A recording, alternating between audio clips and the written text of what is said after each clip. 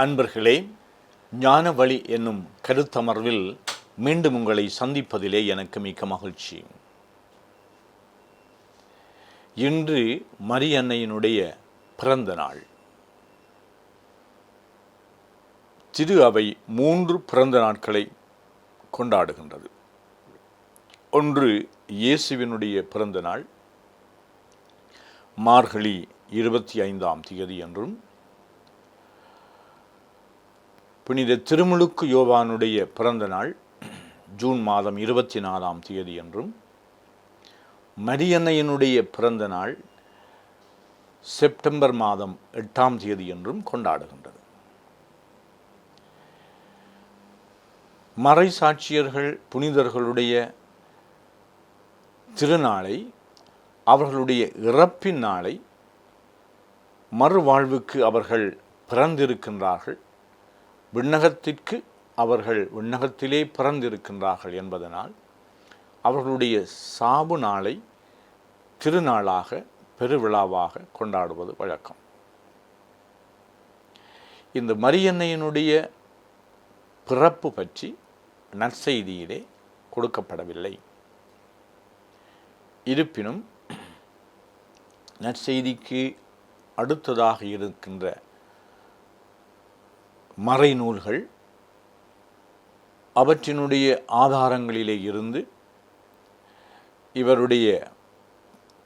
இவர் தம்முடைய தாயினுடைய வயிற்றில் கருத்தாங்கப்படுகின்ற அந்த காலத்தையும் அவருடைய இந்த பிறப்பு நாளையும் கருத்தில் கொண்டு அதை பற்றிய விளக்கங்களை பெற்று, அவருடைய பெற்றோர் யுவக்கீனும் அன்னம்மாளும் என்று சொல்லி அவர்கள் முதிர்ந்த வயதிலே இந்த மரியாவை பெற்றெடுத்தார் என்று பல ஆதாரங்களோடு நிரூபிக்கப்படுகின்றது.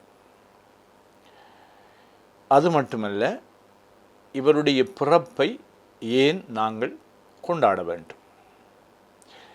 பொதுவாக குழந்தைகளுடைய அல்லது தங்களுடைய பிள்ளைகளுடைய அவர்களுடைய இளமை பருவத்திலே பிறந்த நாளை அவர்களுடைய வயதையொட்டியவர்களை அழைத்து இந்த பிள்ளைகளை மகிழ்விக்க வேண்டும் என்று சொல்லி பெற்றோர்கள், பெரியார்கள், உறவுகள் பிள்ளைகளுடைய பிறந்த நாளை கொண்டாடுவார்கள். அல்லது பிள்ளைகள் தங்களுடைய பெற்றோர்களுக்கு நன்றி கடன் செலுத்துவது முகமாக அவர்களுடைய பிறந்த நாளை கொண்டாடுவார்கள். இந்த பிறந்த நாள் கொண்டாட்டத்திலும் 10 வயது, 25 வயது, 50 வயது, 60, 75, 80 வயது, 100 வயது என்று சொல்லி இந்த முக்கியமான பிறந்த நாட்களை நினைவு கூர்ந்து கொண்டாடுவார்கள். இந்த கொண்டாட்டங்கள் அவர்களுடைய வசதிக்கேற்ப பலவாறு இடம்பெறுகின்றது. யாரை அழைப்பது, எப்படி கொண்டாடுவது என்றெல்லாம் ஒவ்வொருவரும் இந்த பிறந்த நாள் கொண்டாட்டங்களை அவர்கள் தீர்மானிப்பார்கள். சிலர் நல்ல நோக்கத்தோடு நல்ல முறையிலே, எளிமையான முறையிலே, அர்த்தமுள்ள முறையிலே கொண்டாடுவார்கள். அந்த பிறந்த நாளுக்கான பரிசில்கள் கொடுப்பார்கள். அந்த பிறந்த நாளில் அவர்களை மகிழ்விப்பதற்கான பல நிகழ்ச்சிகளை அவர்கள் ஒழுங்கு செய்து இந்த பிறந்த நாளை அர்த்தமுள்ள முறையிலே கொண்டாடுவார்கள். இன்னும் சிலர் அளவுக்கு மீறிய கொண்டாட்டங்களை பிறந்த நாள் என்று சொல்லி, முதலாவது பிறந்த நாள் என்று சொல்லி பிள்ளைக்கு அது தெரியவும் மாட்டுது. ஆனால் அவர்கள் மிகவும் டாம்பிகமாக கொண்டாடுவார்கள். அப்படியும் இடம்பெறலாம். ஆனால் இந்த பிறந்த நாளை கொண்டாடுகின்ற ஒரு குறிப்பிட்ட முறையிலே, அர்த்தமுள்ள முறையிலே, இந்த பிறந்த நாளை ஒட்டி அவரையும் மகிழ்விப்பதற்கு பல ஏனைய விடயங்களையும் ஏழைகளோடு சிலவற்றை பகிர்ந்து கொள்ளலாம். அல்லது அந்த பிறந்த நாள் அவருக்கு ஒரு இனிமையான அனுபவத்தை கொடுப்பதற்கு ஒரு நல்ல விடயத்திலே அவர் ஈடுபட்டு அதன் வழியாக இந்த பிறந்த நாளுக்கு ஒரு பொருள் கொடுக்கலாம்.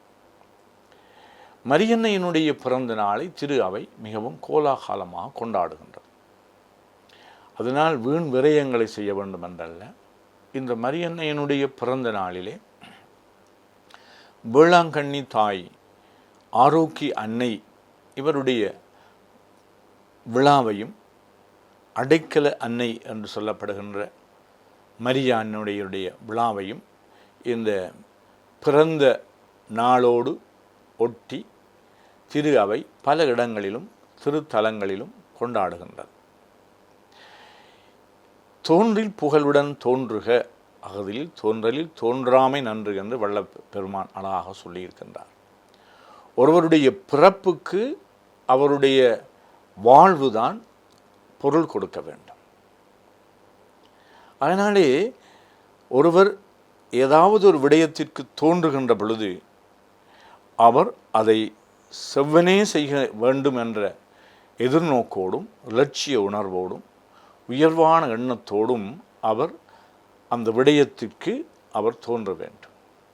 ஒரு மனிதன் பிறக்கின்ற பொழுது அவன் தானாக பிறப்பதில்லை. ஆங்கிலத்திலே somebody is born என்று சொல்வார்கள். அவருடைய பெற்றோர்கள் அதற்கு காரணமாக இருந்து தாய் பெற்றெடுக்கின்றாள். ஆகினாலே அவர்கள் இந்த உலகத்திற்கு வருகின்ற பொழுது விவிலியம் எதை கூறுகின்றது என்று சொன்னால், பல இடங்களிலே அதாவது வயது முதிர்ந்த நிலையிலும் பிள்ளை பாக்கியம் இல்லாத நிலையிலும் அவர்களுடைய இறை வேண்டுதலின் நிமித்தம் அவர்களுக்கு பிள்ளை பேற்றை கொடுக்கின்றார் இறைவன். ஆகையினாலே ஒவ்வொரு மனிதனும் இந்த உலகத்திலே தோன்றுவதற்கு இறைவன் காரணமாக இருக்கின்றார் என்பது எங்களுடைய இறை நம்பிக்கையாகும். சிலர் எவ்வளவோ முயற்சிகள் செய்தும் எங்களுக்கு பிள்ளை இல்லையே என்று கவலைப்படுவார்கள். இவர்கள் நிச்சயமாக இறைவனிடம் மன்றாடுவார்கள். இறைவனிடம் மன்றாடி அல்லது சிலர் நேர்த்தி செய்கிறது என்று சொல்லி நேர்த்தி செய்து அவர்கள் மன்றாடி ஆண்டவருக்கு வாக்குறுதி கொடுத்து புனிதர்களுடைய பரிந்துரைகளை நாடி அவர்கள் பிள்ளைகளை பெற்றெடுத்திருக்கின்றார்கள். அதனாலே இந்த பிள்ளை செல்வம் என்பது கடவுளுடைய கொடையாகும். மரியன்னை அவ்வாறு கடவுள் கொடை என்று சொல்லுகின்ற பொழுது அந்த கொடைக்கு ஒரு நோக்கம் இருக்கின்றது. கடவுள் என்னை ஆசீர்வதிக்கின்றார், ஒரு பிள்ளை செல்வத்தை ஒருவருக்கு கொடுக்கின்றார் என்றால், அல்லது அந்த பிள்ளையை இந்த உலகத்திலே தோன்ற வைக்கின்றார் கடவுள் என்று சொன்னால், அந்த பிள்ளையினுடைய அவருடைய அந்த மனிதனுடைய மனுஷியினுடைய நோக்கம் கடவுளுடைய நோக்கத்தை நிறைவேற்றுவது ஆகும். அதனாலே நாங்கள் கடவுளுடைய திட்டத்தை எப்பொழுதும் உய்த்துணர வேண்டும். மரியன்னை இதற்கு ஒரு நல்ல உதாரணமாக எங்களுக்கு விளங்குகின்றார். மரியன்னை இந்த உலகத்திலே தோன்றுகின்ற பொழுது அவருக்கென்று இறைவன் ஒரு திட்டத்தை வகுத்து அந்த திட்டத்தை நிறைவேற்ற வேண்டும் என்று அவரிடம் கேட்கின்றார். மரியாள் ஆண்டவருடைய திட்டத்தை சித்தத்தை அவருடைய வார்த்தையின்படி வாழ்வேன் என்று சொல்லி ஆகட்டும் என்ற பதிலை அளிக்கின்றார். இந்த ஆகட்டும் என்று சொல்லுகின்ற ஆம் என்று சொல்லுகின்ற இந்த பதில் அவளுடைய வாழ்வினுடைய ஒரு இலட்சியமாக இருக்கின்றது. ஒருமுறை மட்டுமல்ல, ஒருமுறை அந்த தீர்மானத்தை எடுக்கின்ற பொழுது அவர் தன்னுடைய வாழ்க்கையின் ஒவ்வொரு கட்டத்திலும், குறிப்பாக தன்னுடைய மகன் ரீதியாக அவர் எதிர்கொண்ட அனைத்து வேளைகளிலும் ஆண்டவருடைய திட்டத்தை நிறைவேற்றுகின்றவராக, இறை வார்த்தையின்படி வாழ்கின்றவராக, தன்னுடைய வாழ்வின் இறுதி கட்டம் வரை அவர் ஒரு பிரமாணிக்கம் உள்ள இறை மகளாக, கடவுளுடைய பிள்ளையாக அவள் வாழ்ந்திருக்கின்றார். இதனால்தான் அவருடைய பிறப்பு விழா அவருடைய பிள்ளைகளாகிய இந்த உலக மாந்தர்கள் யாவருக்கும் ஒரு பெரும் நன்றி விழாவாக, மகிழ்ச்சியுள்ள விழாவாக அமைகின்றது. இந்த விழாவை நாங்கள் ஏன் எடுக்கின்றோம் என்று சொன்னால், அவர் இறைவனுடைய சித்தத்தை நிறைவேற்றி தான் பிறந்ததன் நோக்கத்தை அவர் முழுமையாக நிறைவேற்றியுள்ளார். இந்த மரியாள் எல்லோருக்கும் தாயாக அருளப்படுகின்றார். அதனால் பிறக்கின்ற எல்லா மனித பிறவிகளுக்கும் அவள் தாயாக இருப்பதனால், அதாவது முதல் மனுஷி ஏவாள் என்று சொல்லப்படுகின்றதற்கு ஒரு புதிய ஏவாளாக மரியாள் நியமிக்கப்படுகின்றாள், ஏற்படுத்தப்படுகின்றாள். அந்த அழைப்பை பெறுகின்றார். இயேசுவுக்கு தாயாக வருகின்ற பொழுது எல்லா மாந்தர்களுக்கும் அவள் தாயாக தன்னை அர்ப்பணித்திருக்கின்றார். அதனால் அவள் தொடர்ந்தும் தன்னுடைய தாய்மைக்குரிய பண்பை, அக்கறையை அவள் காட்டிக்கொண்டு வருகின்றார். அதனால்தான் இந்த திருத்தலங்களிலே மரியன்னையை, குறிப்பாக திருத்தலங்களிலே அல்லது எங்களுடைய மரியன்னை பக்தி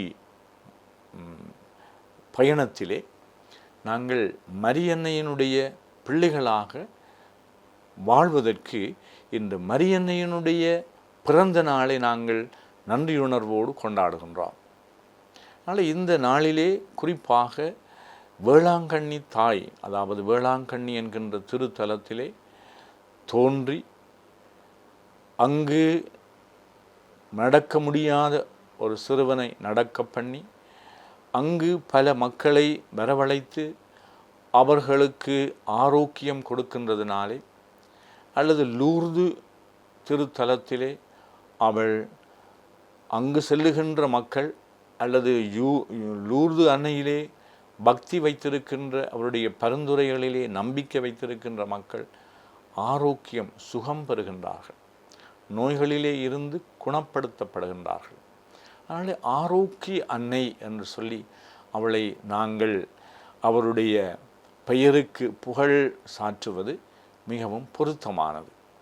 ஏனென்றால் கொடையாக கொடுக்கின்ற இந்த மரியன்னை, எங்களுடைய வாழ்வினுடைய தேவைகளுக்கு துணை நிற்கின்ற இந்த மரியன்னை, குறிப்பாக நோய்வாய்ப்பட்டவர்களாக அல்லது எங்களுடைய உடல் உள்ள ரீதியாக பாதிக்கப்படுகின்ற மக்களுக்கு அவர்களை அரவணைத்து அவர்களுக்கு சகாயம் புரிகின்றாள். அவளுடைய அருளால் நிரப்பப்பட்ட இந்த தாய் மரியாள் அவர் பலருடைய வாழ்க்கையிலும் அவர்களை தூக்கி விடுகின்ற, குணப்படுத்துகின்ற, வழி நடத்துகின்ற தாயாக இருக்கின்றாள்.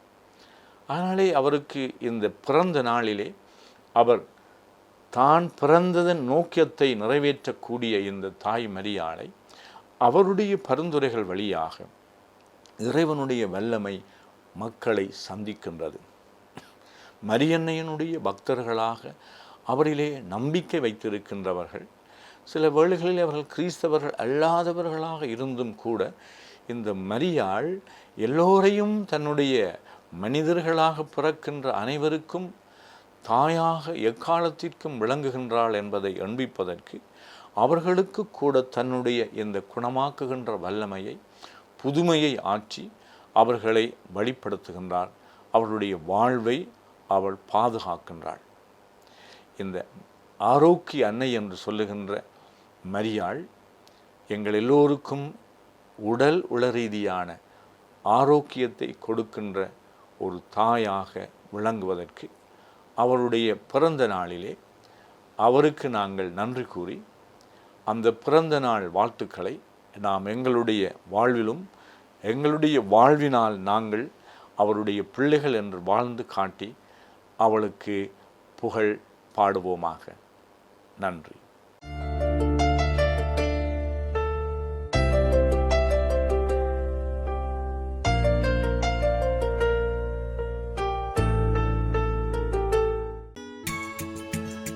ஹோலி மேடையில் புத்தம்புது நிகழ்ச்சிகளை உடனுக்குடன் பார்த்து மகிழ எமது ஃபேஸ்புக் மற்றும் யூடியூப் பக்கத்தை லைக் செய்யுங்கள்.